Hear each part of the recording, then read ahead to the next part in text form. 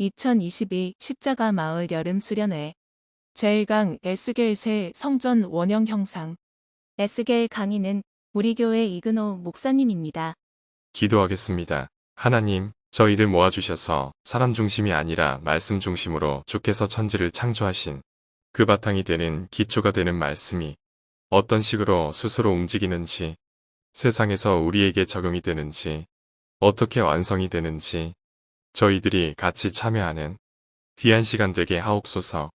예수님 이름으로 기도하옵나이다. 아멘. 부교재 제일 끝에 보면 앙리마티스의 춤이라고 그림이 나와 있지요. 이걸 왜 실어놨는가? 이것을 실어놓은 이유는 에스겔 1장부터 하나님의 보좌가 나타납니다. 보좌를 설명하는데 거기 나와 있는 이미지, 형상을 가장 유사하게 설명할 길이 없는가 싶어서 제가 찾아보니까 앙리마티스의 춤이라는 게 적절한 게 같아요. 일종의 강강술래 같이 보이고 여기 춤추는 사람이 5명 나오는데 원래 보좌에서는 천사 4명이 나옵니다. 4명이 서로 날개가 인접해서 하나의 사각형을 이뤄요. 서로 날개를 연결시켜서 사각형을 이룹니다. 천사 하나당 날개가 4개 있고요. 2개는 발을 가리고 2개는 펼치는 데 사용하고요. 날개 총 16개 나오고 천사 하나가 사람으로서 독수리, 사람, 또 하나 사자 이렇게 4가지 면으로 나타나요. 천사 하나가 사면으로 돼 있어요. 그러니까 천사 하나가 사각형으로 보면 돼요. 그리고 바깥에 이것도 전체는 사각형. 이 천사의 보좌가 어디 밑에 있느냐 하면 새로운 궁창, 하늘로 보면 돼요. 그냥 하늘만 궁창 아래 돼 있고 이 밑에는 인간 세상으로 돼 있고요. 궁창 이후는 새로운 보좌가 또 하나 있어요. 수정같이 맑은 궁창 위에 또 하나님의 보좌가 있고 여기에 인자 같은 분이 앉아 계시고 이 궁창과 4개의 천사 사이에는 번개가 칩니다. 여기 4개 사이에 바퀴가 있어요. 바퀴가 각각 4개씩 있습니다. 바퀴를 달리 이야기하면 지로스코프라는 게 있어요. 자이로스코프라는 게 지구의 자전 같은 것을 운영할 때 나타나는 현상인데 좀 기이한 현상이에요. 우리말로 하면 회전이라고 하는데 이 말이 더 어렵지요. 자이로스코프라는 뭐냐 하면 바퀴가 그냥 멈춰 있으면 밑으로 뚝 떨어지는데 열심히 바퀴를 돌리면 이상하게 중력을 이겨서 시계 반대 방향으로 이게 안 떨어지고 자동적으로 회전하면서 돌게 돼 있습니다. 실제로 물리학에서 이런 걸 많이 다루거든요. 그래서 회전력이 중력을 이긴다. 회전하게 되면 떨어지지 않고 자생적으로 바퀴가 자기 고유의 회전력을 유지한다는 그런 내용인데 이런 바퀴가 4개 있습니다. 천사는 날개가 있지만 밑에 송아지 다리 같은 다리가 있고 여기에 발이 있는데 발은 송아지 발같이 아주 연마가 돼 있다. 빛이 난다. 근데 이 전체 바퀴도 그렇고 천사의 몸도 그렇고 공통점이 몸 전체가 전부 다 눈으로 만들어졌어요. 눈이 다 새겨져 있습니다. 바퀴에도 도는 바퀴 안에 촘촘히 전부 다 눈으로 박혀 있고 송아지 다리 같은 여기도 눈이 있고 여기도 눈이 있고 그래서 공통점이 눈, 그 다음에 전체 천사 하나하나마다 숯불이 핀 것처럼 여러분 갈비집 가면 숯불갈비 하잖아요. 석쇠에 올려놓고 태우는 것. 그 갈비집에서 고기 얹기 전에 숯불이 벌겋게 빛나잖아요. 천사의 몸통 자체가 벌겋게 숯불 핀 것처럼 그렇게 피어나고 있습니다. 전부 다 공통점이 눈이 있고 숯불이 있다. 눈은 본다. 숯불은 다 태운다. 천사의 기능은 본다. 태운다 입니다.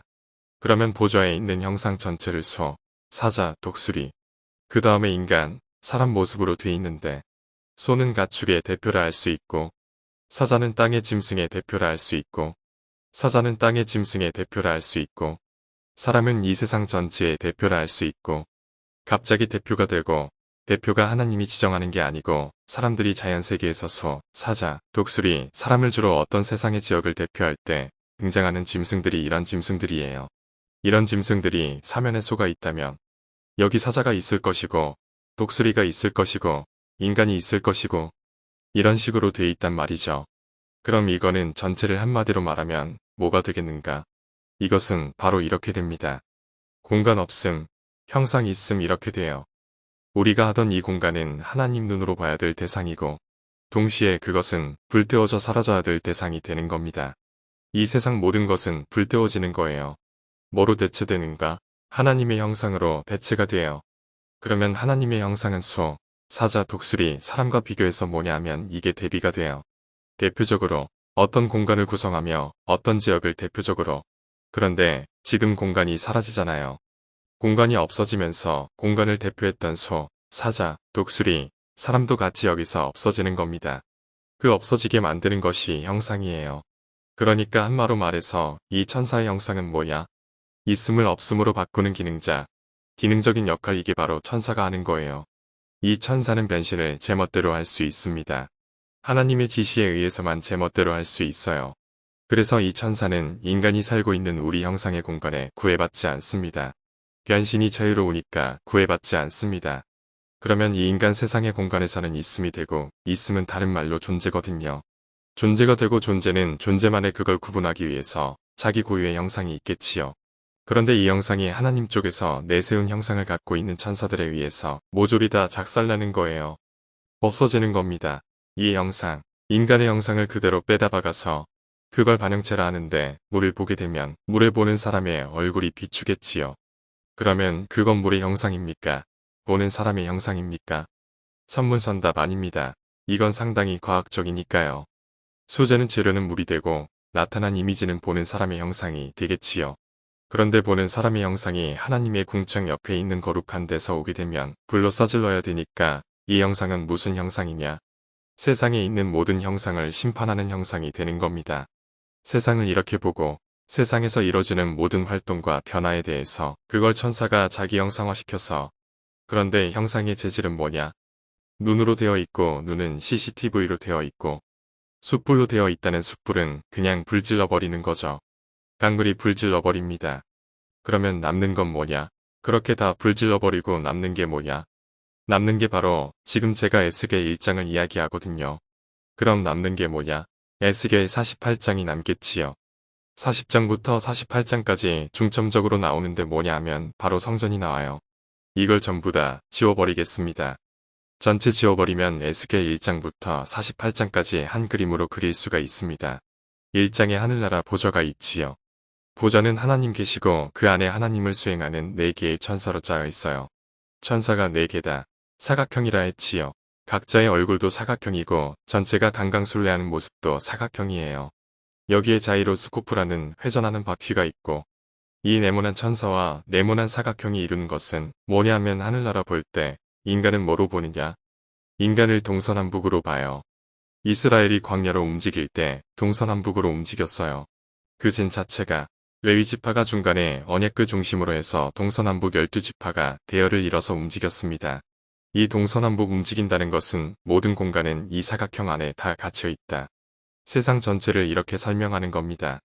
자, 왜 이렇게 사각형으로 돼 있느냐? 그건 아까 제가 설명했어요. 물 위에 있는 이미지, 반영체로 하나님께서 어떤 활동을 할 때는 기존에 있는 인간 세계에서 일어나고 벌어지고 있는 활동을 감안해서 그걸 그대로 받으면서 그대로 그냥 심판해 버립니다. 그래서 천사의 모습은 이 세상을 압축해서 이렇게 응축해서 보여줬다. 그렇게 생각하시면 되는 겁니다. 지구가 있잖아요. 지구는 공이죠. 사각형 아닙니다. 지구는 둥글고 또 옛날 사람들은 지구가 평평하다고 보지만 지구상에 내가 여기 있으면 저 사람은 러시아에 있고 미국에 있고 일본에 있고 인도네시아에 각자 있단 말이죠. 각자가 뭐냐? 각자 무엇을 갖고 있는가? 각자 형상을 갖고 있는 거예요. 인간이 갖고 있는 그 형상의 본래 형상은 어디서 왔느냐 하는 거예요. 인간이 갖고 있는 각자의 형상은 그 원형 형상. 인간이 갖고 있는 각자의 형상을 이해하게 되면 전부 다 자기 중심으로 모입니다. 사각형 안에 갇혀 있다는 생각을 못해요. 그건 원형 형상에서 볼 때 사각형이고 각자가 볼 때는 더불어 가치 형상으로 존중해가면서 살면 그만이거든요. 이걸 사람들은 공간이라 한다 이 말이죠. 그러나 에스겔의 성전에서는 원형 형상적 안목으로 세상을 보는 거예요. 그냥 인간이 갖고 있는 형상은 자기 고유한 겁니다. 내 형상 다르고 다른 사람 형상 달라요. 왜냐하면 DNA가 다 다르기 때문에 형상이 다르다 이 말이죠. 그런데 DNA 다른 것 말고 그걸 다수성이라 하는 겁니다. 인간은 다수성을 존중해요. 다수성과 개성과 다양성을 존중한단 말이죠. 그걸 통합해서 하나로 본다는 것은 인간들은 그것을 시도하긴 하는데 그것이 시대마다 확정될 수 없고 매번 변합니다. 그리고 일본이 주장하는 다수성 모아놓은 그 하나를 다수성의 보통 반대말로 일자 하나라고 해요. 그러면 여기서 봅시다. 일본의 일자, 한국의 일자, 미국의 일자가 다 달라요. 일본은 천황제도가 있고 한국의 단군이 있고 미국은 예수 그리스도나 하나님이 있겠지요. 또 파키스탄 같은 데는 알라 신이 있지 않습니까? 이들은 그들이 갖고 있는 형상을 존중하고 이것이 신으로부터 왔다는 것을 확인하기 위해서 각자의 형상을 모아서 다수성이 모아져서 하나의 고유한 일자를 내세우는 겁니다. 한마디로 말해서 신이죠. 일자, 절대신, 유일신 이런 겁니다. 전능한 신, 여러분들 피곤해서 졸기 전에 빨리 중요한 것 해야 돼요. 정말 중요하거든요. 일자라면 너무 어려우니까 하나로 합시다. 유일자도 있기 때문에 점선, 다수성, 생각. 다수성이 우리 민족이 고유민족이 하나가 되기 위해서 단군 할아버지를 생각한다면 다수성이 생각 사유를 하면 하나가 되는 거예요. 하나 밑에 전부 다 통솔이 되는 거예요. 우리 민족은 하나다. 단군을 인정하지 않으려거든 당신은 우리나라 국민이 될 수 없습니다. 스리랑카, 필리핀에서 온 사람들 귀화 시험 칠 때 한국의 조상은 누굽니까? 나는 알라입니다. 그러면 탈락이죠. 너희 나라나 믿어라. 우리는 단군이 조상이다. 그것도 안 되면 김태풍이고 뭐고 간에 한국 사람 안 되는 거예요. 국가대표 안 되는 거예요. 다수성에서 다수성은 희박하지만 그걸 하나로 집결해 모으는 겁니다. 이게 생각이 그래요. 그런데 이 하나가 점선이 되는 경우는 어떤 경우냐 하면 이게 경험의 다수성이 돼버리면 각자의 기억이 다르기 때문에 하나로 모아질 수 없어야 되면 이런 겁니다. 자, 여름이 왔다. 여름이라는 것을 모르게 되면 사람들이 의사소통이 안 되지요. 여름이란 일자인데 여름은 날씨도 덥고 비도 오고 축축하고 매미도 울고 해가 일찍 뜨고 늦게 지고 여름이라는 사유측에 이게 언어인데 언어체계가 되면 의사소통이 되는데 내가 여름이 왔다고 한다면 다른 사람이 여름이 뭔지 알아요. 왜냐하면 하나를 경유해서 이야기하기 때문에 아는데 여름에 대해서 내가 아는 여름과 내가 아는 여름이 달라요. 내가 지난 여름에 한 짓을 내가 안다. 이럴 때 지난 여름에 나는 집에 있었는데 달라요. 내가 지난 여름 보낸 것과 내가 보낸 것이 다 다르단 말이죠. 그럼 여름이란 일자가 깨져요. 다수성의 개성을 강조해버리면. 그래서 다수성도 확정짓고 실선, 하나도 되는 이런 경우는 인간의 언어상 성립이 안 됩니다. 인간의 개념. 여름이란 것은 비가 오고 해충, 매미, 날씨 덥다. 그걸 여름이라 하자. 그럼 날씨 선선하면 가을인가? 여름인데 날씨가 선선하다. 그럼 가을입니까? 규정해 놓은 것에 조건들이 안 맞는 거예요. 그냥 그건 여름으로 하자. 그러니까 다수성을 다 포함한 하나는 존재할 수 없는 거예요. 인간의 언어란 생각을 다듬어서 여름이 되는데 여름이란 개념이 되거든요. 인간의 생각을 다듬은 것이 개념이고 개념을 문자로 만든 것이 언어란 말이죠. 그러니까 인간의 개념과 언어가 있어야 다수성 간의 하나를 통해서 개념을 통해서 전부 다 서로 소통이 되어 여름이 뭔 뜻인지 알아야. 선생님이 여름방학이라고 하는데 학생이 스케이트 탈래 하면 뭔가 잘못됐잖아요. 여름이라 하면 알아먹는단 말이죠. 일단은 일자를 경유해서 알아먹고 그러나 너의 여름과 나의 여름은 각자 다른 여름이 된다 이 말이죠. 그러면 여기서 하나라는 개념은 모호한 개념이 되고 일자는 날아가 버려요. 다수성으로 되돌아온다고요. 그래서 제가 이야기하고 싶은 것은 다수성의 경험을 일자, 하나로 묶어낼 수 없다. 인간의 다수성의 경험을 일자로 묶어낼 수 없다. 경험 이것이 왜 중요하냐? 경험을 사람들이 뭐로 보느냐 하면 경험 자체를 현실로 봐요. 그러면 이쪽에선 뭐가 현실이냐? 개념들의 집합체가 현실이 되는 겁니다. 하나가 현실이 되면 이쪽은 환상이 되고 다수성이 현실이 되면 일자는 뭐냐? 환상이 돼버립니다. 또는 다른 말로 꿈이 돼버리고 일자가 이렇게 되면 나머지는 이쪽 다수성이 꿈이 되는 거예요. 하늘나라가 있다. 천국이 있다 이렇게 되면 이 세상은 뭐가 돼요? 이것은 한낱 있다가 없어지는 헛되고 헛되며 모든 것이 헛되어 버리는 환상이 되는 겁니다. 이 세상은 그러면 환상이 되게 되면 사람들은 개인적인 것을 버리고 유일하게 현실이 되는 예를 들면 천국에 대해서 천국은 어떻게 되느냐고 묻지요. 물을 때 언어로 묻는단 말이에요. 언어로 물으면 언어상에 뭐가 있느냐 하면 인간의 생각이 들어있지요. 내 생각과 내 생각이 다르면 이 생각을 명확하게 천국이 뭐냐를 말로 성경 구절 동원해서 이해해버리면 이거는 뭐가 되느냐 하면 그 하나님의 천국이라는 현실에 도달하는 것이 아니고 어느 현실이냐 하면 그 단어를 내가 알고 있고 체험한 내 경험 세계의 다수성으로 되돌아와 버려요. 내가 아는 천국과 내가 아는 천국이 다르다 이 말이에요. 그러면 여기서 뭐가 생각되느냐 하면 사유, 생각이라 하거든요. 생각을 묶어서 뭐가 된다. 개념을 문자화하면 뭡니까? 언어가 돼야 사회소통이 가능하다 이 말이에요. 그럼 사회소통이 가능하면 이거는 자기 영상들 속에서는 이 전체 세계가 일시적으로 일자가 돼요. 하나로 묶인 단체가 돼버려요. 그런데 여기서 이 생각에 반발이 되는 어떤 새로운 경험이 등장하면 이것은 여기서 일탈이 되고 벗어나 버려요. 일자, 하나가 돼야 되는데 여기서 배신자, 변절자 틀이 돼버리면 이 세계가 일자를 유지하기 위해서 이것을 이단으로 해서 제거하는 일들이 벌어져요. 그럼 제거하는 일들이 벌어지면 어떻게 되느냐 하면 분명히 이거는 전체 현실이라는 유일한 현실은 이것밖에 없다. 유일하니까 일자니까 전체 현실이라고 전부 다 포용했는데 이탈자 나오면 포용의 선을 더 넓혀야 되겠지요. 넓히면 넓힌 것에 대해서 이 사람은 뭐냐? 이단이라는 개념을 사용해버리면 배신자라는 개념 자체가 새로운 개념 체제로 일자가 되고 여기서 또 이탈돼 버리면 이것을 포용한 새로운 개념을 또 만들 필요가 있는 거예요. 예를 들어서 만약에 여름이 온다. 그리고 겨울에 장마가 진다. 어떻게 하실래요? 그러면 슬슬 여름과 겨울의 개념 수정 작업에 나서야 되겠지요. 그렇지요. 그 수정을 왜 합니까? 일자를 일자로 제대로 가동되기 위해서. 그래서 하나의 공동체로 단합하기 위해서 그렇게 하는 거예요. 단합해서 뭐 하는데? 단합하면 우리가 만든 개념은 현실과 일치된다고 주장하는 겁니다. 일치해서 뭐 하는데? 그렇게 일치해서 뭘 얻겠다는 겁니까? 전체를 하나로 만들겠다는 거예요. 무로, 사유로, 언어로, 말과 글자로 전체를 묶겠다는 겁니다. 이것이 바로 하나님 보시기에 공격 대상이에요. 이걸 하나님이 공격합니다. 어떻게 공격하느냐 하면 형상으로 공격해요. 아까 보좌의 형상으로 공격합니다. 이것은 바탕이 어디냐? 인간 형상에서 나온 거예요. 인간 형상에서 나온 이건 원형 형상이 아니에요. 인간들이 기존에 있는 존재를 묶어서 이렇게 만든 거예요.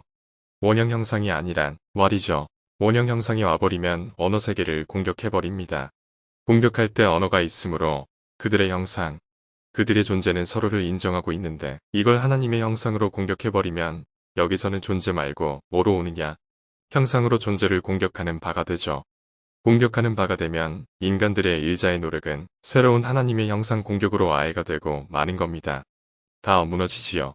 인간들의 존재에서 나오는 형상, 에스겔에서 이걸 뭐라고 하느냐 하면 우상의 세계, 거짓 신의 세계.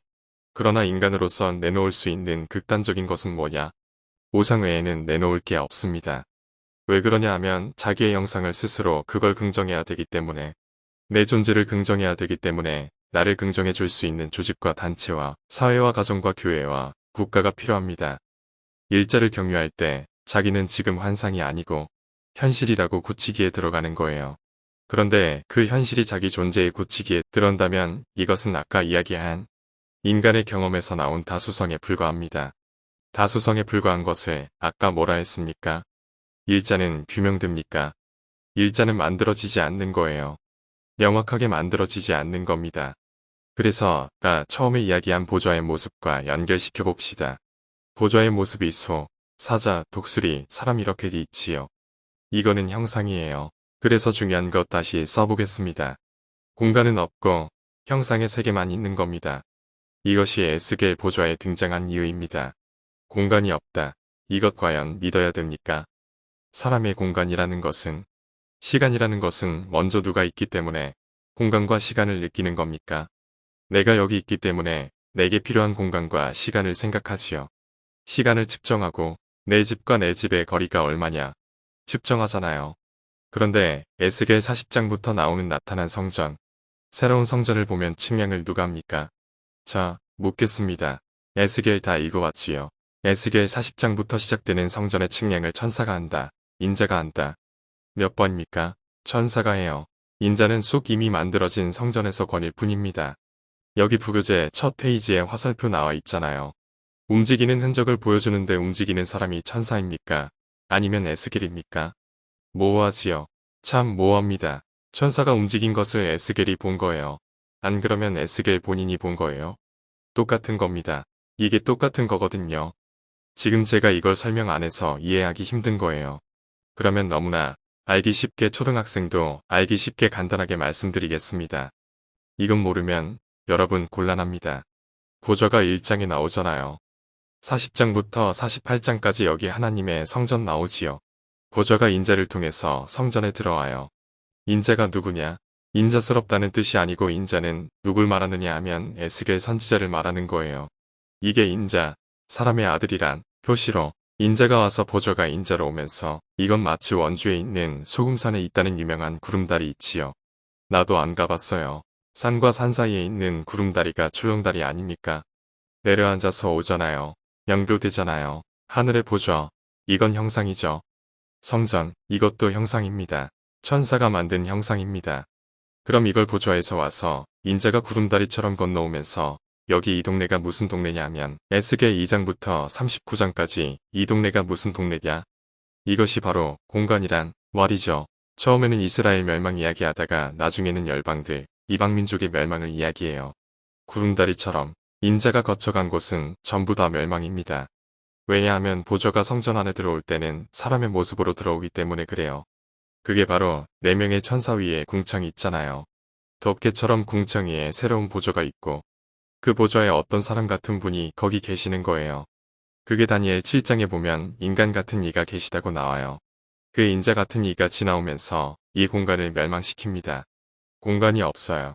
형상의 세계지 공간의 세계가 아니란 말이죠. 그러면 공간의 세계는 뭐로 돼 있느냐 하면 언어로 돼 있어요. 왜? 언어가 있어야 국가가 되거든요. 소통이 되고 개념이 있어야 소통이 되니까 언어가 있어야 자신의 존재 긍정이 돼요. 내 존재가 긍정이 된다고. 나는 어떤 존재냐? 나는 이 땅에 형상이 있어요. 인간의 형상 주변에 뭐가 있다. 들판에 소 있고 하늘엔 독수리 있고 저 산에는 사자가 있고 인간이 있고 더불어 사는 이 공간을 천사가 그대로 빨아당겨요. 빨아당겨서 쳐버리는 겁니다. 내 형상은 원래 원형 형상이 아니야. 뭔가 잘못된 형상이야. 멸망되어야 될 형상이야. 라고 천사가 와서 멸망시켜버립니다. 멸망시킬 때 숨어 있으면 되지 않겠느냐? 아까 천사 보좌에서 2가지 공통점이 있다 했지요. 송아지 다리 같은 연마든 쭉 뻗은 다리부터 해서 모든 날개 쪽지에 뭐가 촘촘히 박혀 있다 했습니까? CCTV 눈들이 눈동자가 박혀 있어요.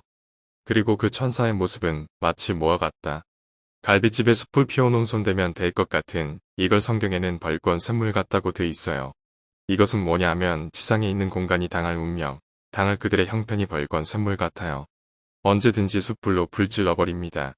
이와 같은 천사의 모습은 어디 나오느냐?